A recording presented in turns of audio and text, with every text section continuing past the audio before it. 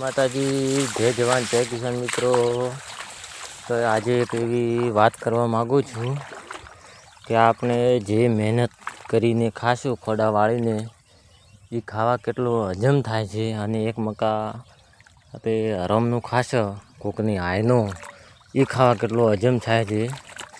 તો એ તમે એક વખત જરૂરથી ટ્રાય કરજો.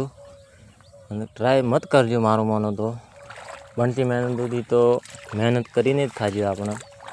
બાકી હરમનું ખાવાનું ના રાખતા. અને આપણે તો ભાળો ખોડા વાળીને ખાવા ચોથા ભાગે હિયારો છે. આ હિયારા અમે પાયેલો છે, ત્યાં પાણી હેડે છે અને એ ખોડા વાળીને બાજરી ચોથા ભાગે જે આવતું હોય. જો આપણે બાજરી હવે 15 દાડા લેશે, ઘણા નહીં લે. 15 દાડા વાઢવાઈ જશે.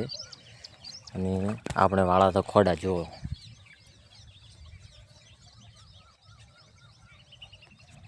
કેવી હાલત છે મિત્રો. જરૂરથી કોમેન્ટ કરજો, લાઈક શેર ને સબસ્ક્રાઈબ કરતા રહેજો. જય માતાજી.